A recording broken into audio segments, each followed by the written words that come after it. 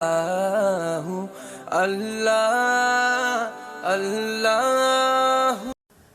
باللہ من الشیطان الرجیم بسم اللہ الرحمن الرحیم۔ خواتین و حضرات السلام علیکم ورحمۃ اللہ وبرکاتہ و مغفرتہ۔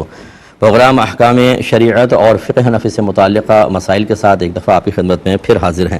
توڑنے والی چیزوں کی طرف کچھ چیزیں میں ذکر کرتا ہوں، پھر انشاءاللہ جوابات کی طرف آئیں گے۔ دیکھیے بہت سے لوگ اس میں بڑے پریشان ہوتے ہیں کہ جی ستر کھل جانے سے وضو ٹوٹ تو نہیں جاتا، آئینہ دیکھنے سے تو نہیں ٹوٹ جاتا، کپڑے بدلنے سے تو وضو نہیں ٹوٹ جاتا۔ اس طرح ہمیں آپ کو ایک اصول بتاتے ہیں جس سے آپ وضو ٹوٹنے کے بارے میں اچھی طرح جان سکتے ہیں کہ کس وجہ سے وضو ٹوٹے گا، اور انشاءاللہ اس کی روشنی میں پھر بہت سارے آپ مسائل حل کر سکتے ہیں۔ وضو ٹوٹتا ہے جسم کے اندر سے کسی نجاست کے باہر نکلنے سے، بس یہ بنیادی اصول ہے کہ جسم کے اندر سے کوئی نجاست باہر نکلتی ہے، ناپاکی باہر نکلتی ہے، وہ وضو کو توڑ دیتی ہے۔ جب آپ یہ بنیادی اصول یاد رکھ لیں گے تو آپ کو اب یہ معلوم ہوا کہ ایک تو جسم میں داخل ہونے سے، کسی چیز کے داخل ہونے سے وضو نہیں ٹوٹے گا، نمبر ایک۔ نمبر دو، نگاہ کہیں پر بھی آپ ڈال لیں وضو نہیں ٹوٹے گا۔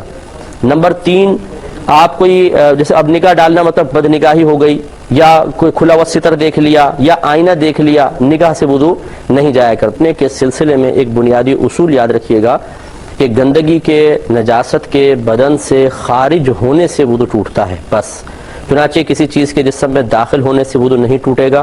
نمبر دو، آپ نے کہیں پر بھی نگاہ ڈالی اس سے کوئی وضو نہیں ٹوٹے گا۔ نمبر تین، آپ کے ظاہری بدن پر کوئی نجاست لگ گئی، اس سے بھی وضو نہیں جاتا ہے۔ انشاءاللہ اس پر مزید کلام کرتے ہیں، کال لیتے ہیں۔ السلام علیکم۔ لائن ڈراپ ہو گئی ہے، تو چنانچہ اب کچھ جسم سے جو گندگیاں خارج ہوتی ہیں ان کے بارے میں کلام کر لیتے ہیں۔ نمبر ایک، یہ جو عموماً ہم پیشاب وغیرہ کرتے ہیں یا مطلب بڑا استنجا کرتے ہیں، انہیں مخرج معتاد کہتے ہیں۔ یہ لفظ میں اس لیے آپ کو عرض کر رہا ہوں، آپ فقہ کی کتابوں میں یہ لفظ دیکھیں گے۔ مخرج اسے کہتے ہیں، اس جگہ کو کہتے ہیں جہاں سے کوئی چیز نکلتی ہے، جیسے حروف منہ کے خاص حصوں سے نکلتے ہیں تو انہیں ان حروف کے مخارج کہا جاتا ہے، یعنی مخرج واحد ہے، مخارج جمع ہے۔ تو جہاں سے ہماری گندگی نکلتی ہیں عموماً یہ مخرج ہوتے ہیں، اور چونکہ عادتاً ایسا نکلتی ہے، عموماً عادت اسی کی ہوتی ہے، اللہ تعالیٰ نے ایک ایسی ہماری طبیعت اور فطرت بنائی ہے، تو انہیں مخرج معتاد کہا جاتا ہے۔ تو مخرج معتاد سے جو بھی چیز نکلتی ہے وہ وضو کو توڑ دیتی ہے۔ یہ بس ایک بنیادی اصول یاد رکھیں، مخرج معتاد سے جو بھی چیز نکلے، چاہے وہ پیشاب ہو، بڑا استنجا ہو، خون حیض ہو، نفاس ہو، یا مزی ہو، ودی ہو، مادہ منویہ ہو، یہ سب کے سب وضو کو توڑ دیا کرتے ہیں۔ ہاں، لیکن ایک اس میں فقہا کا اختلاف رہا ہے کہ یہ بہنوں کو ایک مرض ہوتا ہے لیکوریا کا مرض۔ اس میں عموماً مطلب عام نارمل حالت میں بھی پانی کا اخراج ہوتا رہتا ہے، اور یہ تو اس میں اس اتفاق ہے کہ یہ پاک ہوتا ہے، کتنا ہی کپڑوں پر لگ جائے کپڑے بالکل ناپاک نہیں ہوں گے۔ لیکن مسئلہ یہ ہے کہ کیا اس سے وضو ٹوٹے گا کہ نہیں ٹوٹے گا؟ تو بہت سے فقہا نے یہی فرمایا کہ اس سے وضو نہیں جائے گا۔ بعض یہ کہتے ہیں کہ احتیاطاً وضو کر لیں تو بہت بہتر ہے، کیونکہ نبی کریم صلی اللہ علیہ وسلم نے ایک بنیادی ضابطہ ارشاد فرمایا کہ ہر وہ چیز جو مخرجین سے نکلتی ہے، سبیلین سے نکلتی ہے، یعنی وہی مخرج معتاد، تو وہ وضو کو توڑ دیتی ہے۔ یہ چونکہ عام کلام ہے سرکار کا صلی اللہ علیہ وسلم، مطلق کلام کیا، تو اس میں لیکوریا کا پانی بھی داخل ہونا چاہیے، تو اس لیے بعض کہتے ہیں کہ اس سے وضو ٹوٹ جائے گا، لیکن اکثر فقہا اسی پر ہیں کہ لیکوریا کے پانی سے وضو نہیں جائے گا۔ باقی جو کچھ خارج ہوتا ہے مخرج معتاد سے وضو کو توڑ دیتا ہے، ایک ہے وہ وضو کو توڑ دیتی ہے۔ دوسرا، دکھتی آنکھ سے نکلنے والا پانی، یہ بھی وضو کو توڑ دیتا ہے۔ دکھتی آنکھ سے نکلنے والا پانی یعنی جو بیماری کی وجہ سے آنکھ سے نکلتا ہے، ورنہ کبھی غم کی وجہ سے بھی نکل جاتے ہیں، نعت سنی، کوئی فوت ہو گیا، غم کی وجہ سے آنسو نکل آئے، یا مرچیں وغیرہ آنکھ میں چلی گئیں، کوئی تنکا پڑ گیا، کوئی گرد و غبار چلا گیا، اس سے بھی پانی نکلتا ہے، یہ پاک ہوتا ہے، یہ آنسو پاک ہوتے ہیں۔ لیکن جو جیسے آشوب چشم کا مرض ہوتا ہے، یا آنکھ کے اندر کوئی دانے وغیرہ نکل آئے، ان کی وجہ سے پانی خارج ہوتا ہے، یہ پانی یاد رکھیں وضو کو توڑ دیتا ہے۔ لیکن جب تک یہ آنکھ کے اندر رہے گا نہیں ٹوٹے گا۔ جیسی آنکھ سے نکل کے یہ بہے گا تھوڑا سا، یا اتنا کہ بہنے کی صلاحیت رکھتا ہو، مثلا آپ کے آنکھوں میں پانی آیا اور اس سے پہلے کہ ٹپکتا آپ نے فوراً رومال سے اس کو صاف کر لیا، پھر آیا پھر صاف کر لیا، پھر آیا پھر صاف کر لیا، بہنے نہیں دیا، تو غور اس بات پہ کرنا ہوتا ہے کہ اس کا اصل میں حقیقتاً بہنا کوئی لازم نہیں ہے۔ آپ کو غور یہ کرنا ہے کیا یہ پانی اتنی مقدار میں آیا تھا کہ اگر میں صاف نہ کرتا تو یہ بہہ جاتا؟ اگر یہ ہاں میں آپ کا دل گواہی دیتا ہے کہ ہاں اتنی مقدار میں تھا کہ ہم صاف نہ کرتے تو ضرور بہہ جاتا، تو بس وضو ٹوٹ جائے گا۔ تو حقیقتاً بہنے کا اعتبار نہیں ہے بلکہ اتنی مقدار کا اعتبار ہے کہ اگر ہم اس کو صاف نہ کریں، اس کو نہ روکیں تو وہ بہنے لگ جائے تو وہ وضو توڑ دیتی ہے۔ تو چنانچہ یہ پانی آنکھوں سے جو دکھتی آنکھ سے نکلتا ہے وضو کو توڑ دیتا ہے۔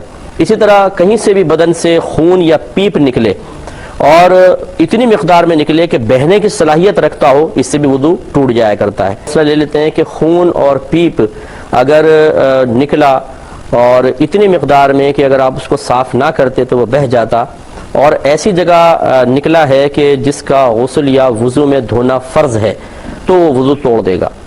چنانچہ دیکھیں کان کے سوراخ کے اندر کا دھونا نہ وضو میں لازم ہے نہ غسل میں لازم ہے، لہذا بالفرض اگر اندر کوئی دانہ تھا، پھوٹ گیا، پیپ نکل آئی، اس سے وضو نہیں جائے گا۔ ایسی مثال کے طور پہ کوئی آنکھ کے اندر خون نکلا لیکن آنکھ سے باہر نہیں آیا تو آنکھ کے اندر کا دھونا نہ وضو میں فرض ہے نہ غسل میں فرض ہے، ابھی بھی وضو قائم رہے گا۔ باقی پورے حصے بدن پہ کہیں سے بھی خون یا پیپ نکلا اور اتنی مقدار میں کہ بہنے کی صلاحیت رکھتا ہے تو وضو ٹوٹ جائے گا۔ ابھی جیسے میں نے آپ کو دکھتی آنکھ سے پانی والے مسئلے میں سمجھایا کہ مثال کے طور پہ یہاں پہ کٹ لگ گیا اور خون نکلا، اب یہ خون آیا، آپ نے اس کو تھوڑا ٹیڑھا کر کے دیکھا، وہ بالکل نہیں چل رہا، رکا ہوا ہے۔ آپ نے یہ ٹیڑھا جھٹکا نہ دیں، جھٹکے سے تو ایک دم وہ پھیلے گا، بلکہ آرام سے یوں کریں۔ اگر یہ نہیں چل رہا تو یہ اس سے وضو نہیں جائے گا، کیونکہ یہ بس نظر آیا، ظاہر ہوا ہے، چلا نہیں ہے، اس میں اتنی مقدار میں نہیں نکلا کہ جو چلنے کی صلاحیت رکھتا ہے۔ اور یاد رکھیں یہ خون پاک بھی ہوگا، لہٰذا اگر آپ نے کپڑے پہ لگا دیا، اس طرح تھوڑا سا نکلا تھا اس آپ نے لگایا تو کپڑا پاک رہے گا، یہ خون ناپاک نہیں ہے، نہ یہ وضو کو توڑے گا۔ لیکن اگر خون نکلا اور آپ نے یوں کیا تو چلنے لگا، بس تھوڑا سا بھی چلے گا، وضو ٹوٹ جائے گا۔ اب مثال کے طور پہ تیسری صورت، خون نکلا اور آپ نے اس کو روئی سے صاف کر دیا، پھر نکلا، پھر ٹیشو وغیرہ سے صاف کر دیا، پھر نکلا، پھر صاف کر دیا، تو اس میں وہی مسئلہ ہے کہ آپ غور کریں گے کہ اگر میں صاف نہ کرتا تو کیا یہ خون بہہ جاتا یا نہیں۔ اگر دل گواہی دے کہ ہاں یہ بہہ جاتا تو بس یہ وضو ٹوٹ جائے گا۔ اور بعض اوقات وضو میں بہت زیادہ پانی خرچ کرتے ہیں لوگ، تو اس کے بارے میں کیا حکم شرع ہوگا؟ دیکھیں واضح حدیث موجود ہے، نبی کریم صلی اللہ علیہ وسلم نے وضو کرتے ہوئے پانی میں اسراف سے منع فرمایا، اگرچہ نہر فرات کے کنارے کوئی وضو کر رہا ہو، سرکار نے منع کیا ہے۔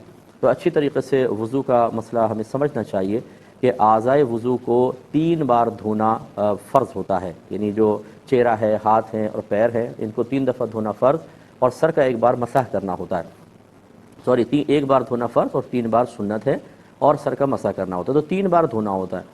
دھونے کی تعریف فقہا نے لکھی ہے کہ جس جگہ کو دھو رہے ہوں اس پر کم از کم 2 بوند پانی بہہ جائے۔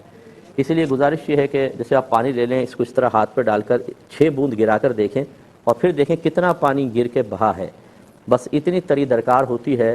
تو 2 بوند میں گویا کہ 1 دفعہ دھلتا ہے، 4 بوند میں 2 مرتبہ، اور 6 بوند میں 3 مرتبہ دھل گیا۔ تو اتنا بس پانی چہرے پہ درکار ہے، اگر آپ اتنا پانی بہا لیتے ہیں تو وہ دھل گیا۔ مثلا آپ کسی کے بڑے ہاتھ ہیں، اس نے یوں پانی لیا اور یہ 1 دفعہ ہی ڈالا اور یہ 6 بوند پانی بہہ گیا، تو یہ 3 دفعہ دھونے میں شمار ہو جائے گا۔ یعنی پانی اتنی مرتبہ، یعنی 3 مرتبہ پانی ڈالنا لازم نہیں ہے، 6 بوند پانی بہائیں گے تو چہرہ دھل جائے گا، وہ چاہے 1 بار میں کیوں نہ ہو۔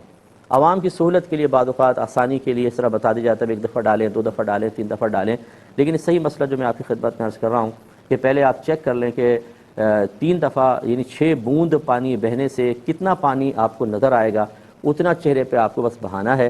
اب ذرا غور کر لیجئے گا، اس کو اچھی طرح پریکٹیکل کر لیں، 6 بوند اس طرح گرا کر دیکھ لیں، اور پھر جو وضو کرنے والے حضرات ہیں وہ خود غور کر لیں کہ بیسن پہ کھڑے ہو کر یا مسجد کے وضو خانے پر بیٹھ کر کس قدر زیادہ پانی خرچ کیا جا رہا ہوتا ہے۔ وہ 6 نہیں بلکہ 6000 بوندیں خرچ کر رہے ہوتے ہیں۔ تو اس طرح 6 سے تھوڑا سا چلیں زیادہ ہو گیا، 10 بوند ہو گئی کہ حساب تھوڑا سا مشکل ہوا، لیکن یہ تو مطلب 600 بوندیں، 6000 بوندیں اگر بہائیں گے تو یہ تو بہت زیادہ اسراف میں داخل ہوگا۔ اس پر توجہ کرنے کی ضرورت ہے۔